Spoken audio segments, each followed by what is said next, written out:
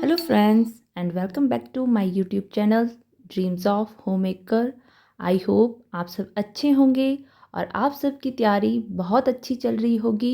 अगर आपने मेरी पुरानी वीडियोस देखी होगी तो आपको पता होगा मैं एक टीचिंग जॉब एस्पिरेंट हूँ और करंटली मेरा मेन टारगेट है KVS एंड NVS। इसके साथ ही अभी मेरा 2 दिन बाद HPTCT नॉन मेडिकल का एग्ज़ाम भी है, बट उसके सिलेबस ने हमें काफ़ी परेशान किया। वैसे मेरा पहले से ही टारगेट मेन KVS का है, बट KVS की वैकेंसी बाद में रिलीज़ हुई। उससे पहले हमारे अपने स्टेट में TCT की वैकेंसी आई थी, हम उसकी प्रिपरेशन कर रहे थे और जब एग्ज़ाम को 1.5 महीना बचा था उन्होंने सिलेबस एकदम से चेंज कर लिया, जिससे काफ़ी एस्पिरेंट डिमोटिवेट हो गए और इसके साथ ही बहुत सी वैकेंसी और आई। कुछ उनकी तरफ डाइवर्ट हो चुके हैं बट कुछ अभी भी HPTCT की तैयारी कर रहे होंगे। तो आज सुबह मैं उठी थी 4 बजे और आपको जैसे पता ही होगा कि सुबह उठकर मैं सबसे पहले मैथ्स करती हूँ। तो आज मैंने एवरेज का टॉपिक उठाया था और अभी मैं उसकी के क्वेश्चन कर रही हूँ। मैथ्स के क्वेश्चन मैं डॉक्टर RS अग्रवाल की ऑब्जेक्टिव अर्थमेटिक्स से करती हूँ। इसमें काफ़ी ज़्यादा क्वेश्चन रहते हैं।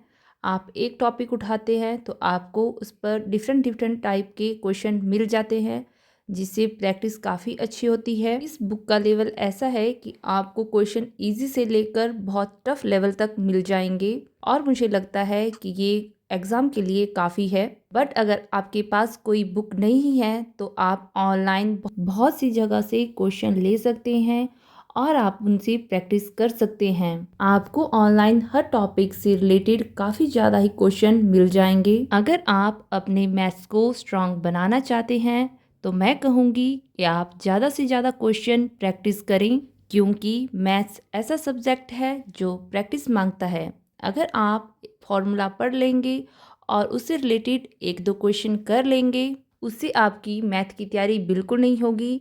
आप जितनी ज़्यादा प्रैक्टिस करेंगे आपके क्वेश्चन उतनी अच्छे से और उतनी जल्दी सॉल्व होंगे। मैथ्स के क्वेश्चन करने के बाद अब मैं आ गई हूँ किचन में खाना बनाने और आज मैं बना रही हूँ गोभी की सब्जी। इसके साथ ही अब इस टाइम मुझे बेटी को स्कूल के लिए तैयार भी करना होता है और उसे ब्रेकफास्ट भी करवाना होता है। तो उसे तैयार कर कर और खाना खिलाकर अब हम निकल पड़े हैं स्कूल के लिए। आज मौसम अच्छा है और धूप सुबह ही खिलने लग गई है। बेटी को स्कूल छोड़ने के बाद आकर मैंने घर के सारे काम किए। मैं कोशिश करती हूँ कि जितना भी काम बचा है मैं जल्दी जल्दी से उसे ख़त्म कर सकूँ। अगर आपके घर में छोटे बच्चे होंगे तो आपको पता ही होगा कि आप डेली सफाई करें फिर भी घर में उतनी ही गंदगी रोज़ निकल जाती है। समझ नहीं आता कि ये कहाँ से आई है, बट रोज़ सेम वैसा ही हाल होता है। मैंने सारा काम ख़त्म किया और उसके बाद खाना खाकर मैं बैठ गई थी फिर से स्टडी करने। आज सुबह मैंने सिर्फ मैथ्स के क्वेश्चन किए थे। आज मैंने सुबह इंग्लिश नहीं पढ़ी थी, तो अभी मैं इंग्लिश की वोकैब कर रही हूँ। इंग्लिश की वोकैब के लिए मैंने रानी मैम को फॉलो किया है। उन्होंने काफ़ी अच्छे से यूट्यूब पर इंग्लिश की वोकैब करवाई हुई है, बट अभी अगर आपने उन्हें नहीं देखा है तो इस टाइम पर मैं कहूँगी ना ही देखें, क्योंकि टाइम काफ़ी कम है। आप जहाँ से अपनी प्रिपरेशन कर रहे हैं आप वहीं से कंटिन्यू करें। अगर आपने अभी तक वोकैब नहीं करी है तो आप यूट्यूब पर रानी मैम के चैनल पर जाकर देख सकते हैं। मुझे उनकी वीडियोस काफ़ी अच्छी लगी। इवन उन्होंने वहाँ पे ग्रामर भी काफ़ी अच्छे से करवाया हुआ है। इंग्लिश करने के बाद मैं बाहर आकर धूप में बैठ गई, क्योंकि आज धूप अच्छी लगी हुई है तो इसका भी फ़ायदा लिया जाना चाहिए। अभी मैं अपने कंप्यूटर के नोट्स से कुछ शॉर्ट नोट्स बना रही हूँ।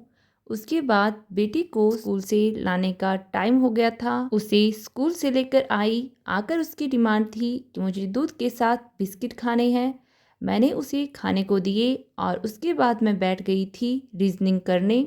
आज मैं रीजनिंग में कोडिंग और डिकोडिंग के क्वेश्चन प्रैक्टिस कर रही हूँ। रीजनिंग के लिए मैंने अरिहंत की टेस्ट ऑफ रीजनिंग बुक लेके रखी है।